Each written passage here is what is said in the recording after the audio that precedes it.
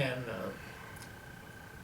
I'd walk behind my dad every now and then when he was plowing, and sometime we'd plow in some new ground where there was weeds and stuff, and he would try to till the soil so he could plant something for next year. And I was walking right just real within 5-6 feet behind him and going through this meadow, and he's plowing, and the big horse was pulling a plow, and I had coveralls on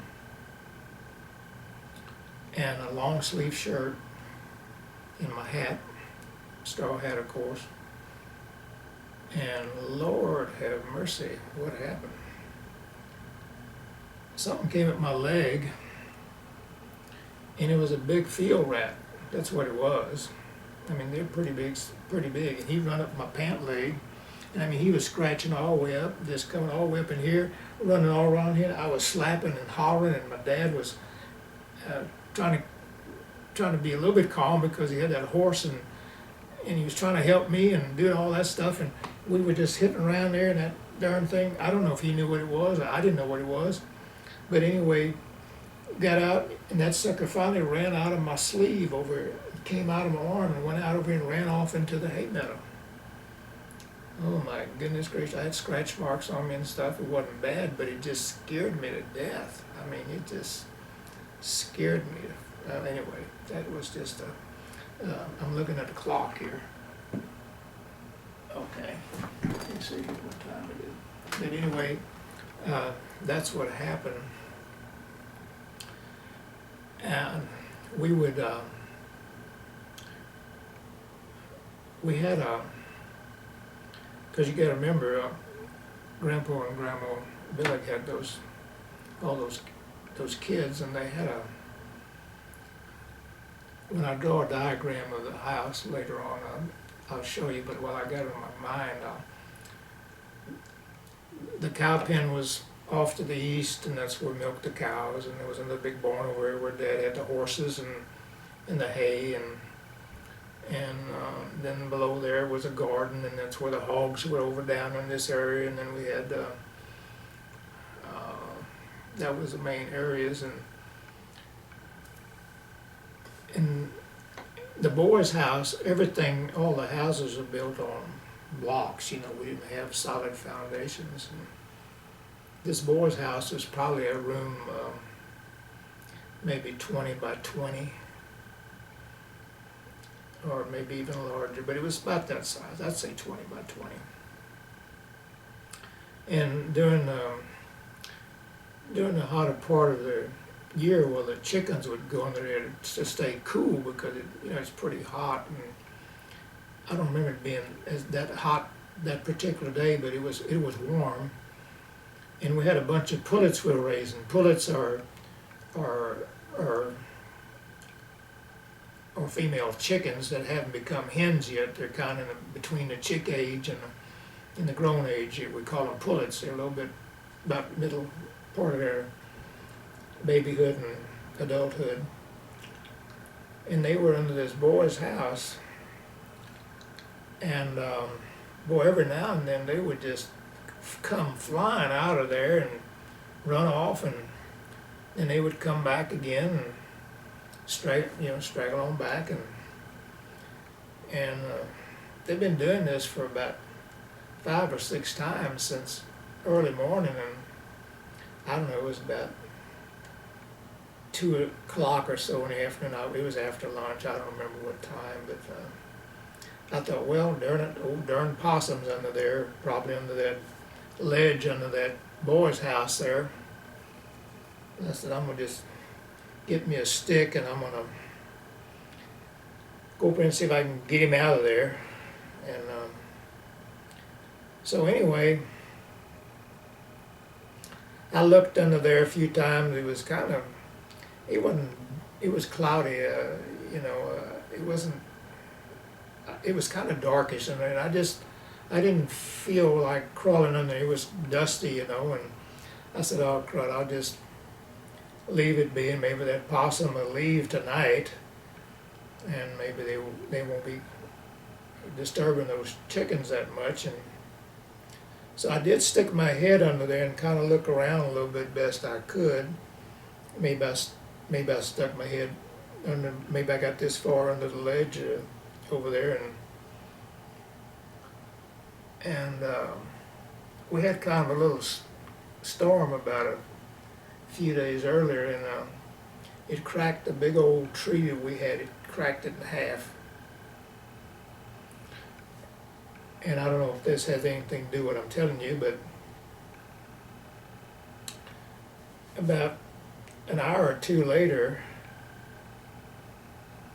I look out from the porch, and going across the cow pasture lot, I see these pullets. They were following this. They were a big bunch of them just following in a group, and they were just, I don't know what they're following. So I run out there. I kind of run out there and said, "What are they doing?" And they were following this huge snake, and rattlesnakes were not prevalent in our area. We mostly had copperheads. Rattlesnakes were not normally that close. They were 5 or 6 miles away or so, down on the bottom where the creeks were in that area. And I'd never seen a rattlesnake before that I know of. And that sucker was crawling on, and those rattlers were just standing straight up like that, and he would go like that. And those pullets would peck that rattle, and he would just wind up again, and he would just, oh my gosh. I saw that snake. Oh my goodness. And my mom came out, and we said, well, we can't leave that snake escape and get down into the woods. We might lose him. And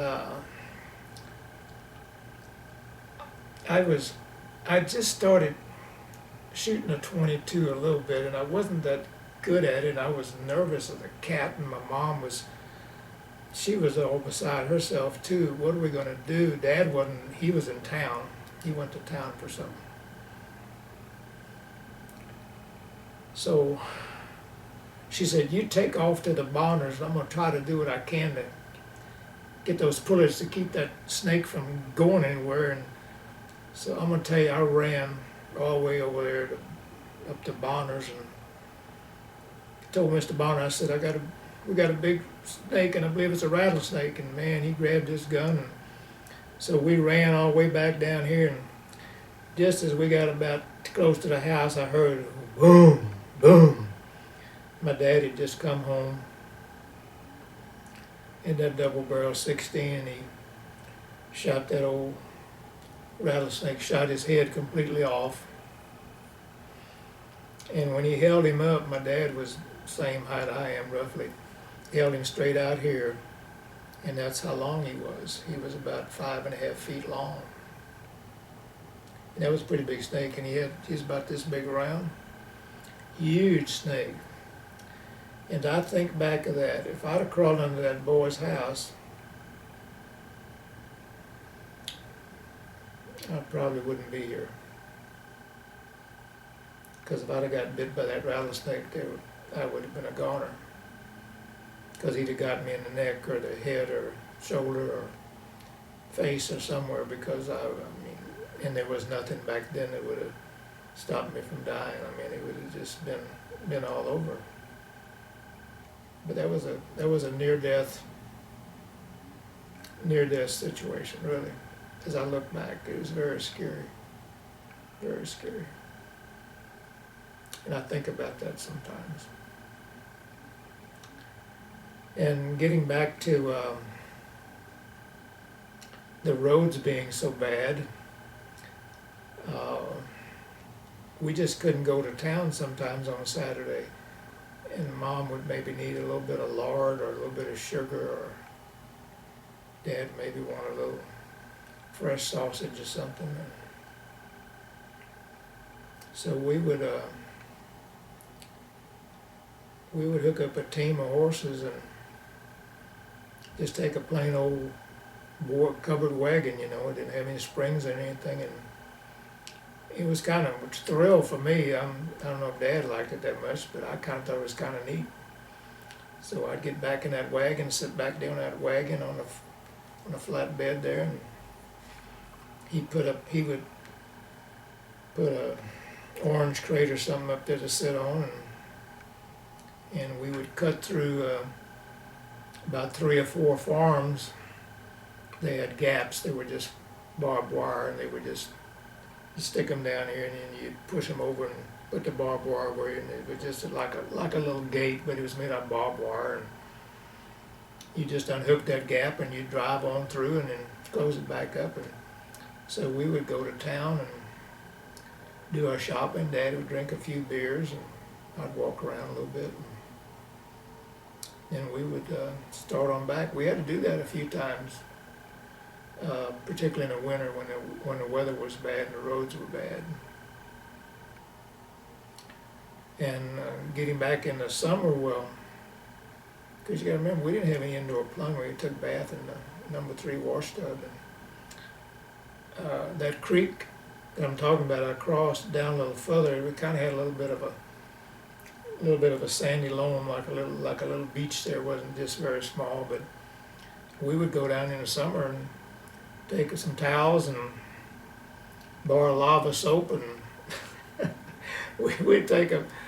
And maybe some Lifebuoy. That stuff smelled better than BO. But we take a bath down there every now and a year in that water, or either sometimes we go down there in the garden and take a bath, because we had a cistern too, and we'd just law of gravity. You'd run those pipes down there and put a little hose on there, and it wasn't any pressure to speak of, just enough that you could just hold it up and it would force it out. But we'd take baths down there every now and then too,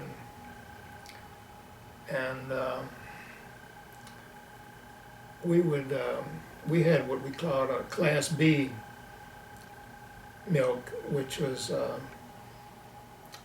B was, you didn't have the electrical equipment, the milkers, or you didn't have the big fancy milk barns, which they weren't fancy, but they were a lot better than we had. They would use our milk for, they say, making cottage cheese and maybe some other cheese and things. And the Class A milk was, was more sanitized. It was cooler, and these people had most of them had electricity, and they did have electric milkers. And but we had the Class B, and we used the cans just like we did when I talked about Rod Matthews finding one when I was running away, and I would have to,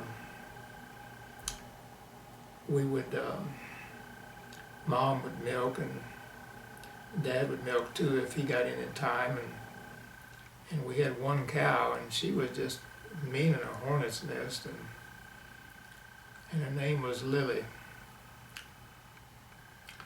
And we'd put kickers on her, and what it does, it just loops around the back 2 legs and hooks back behind the hocks here, where she can't kick, or she'd always have a bad habit of kicking the milk over, or kicking somebody. And my mom would always milk her, because she was probably calm around my mom than anybody, and I would just get over there. I would sit over there by the side of the fence, and I would just pray that cow didn't fall on her, because she would like to work herself out, and she would kind of lean because she couldn't stabilize herself because those kickers kept. Oh my gosh, I was just scared that cow was going to fall on my mom. I prayed every day for that, because I'd get over on the side and I'd pray about that so that cow, old Lily, wouldn't fall on my mom.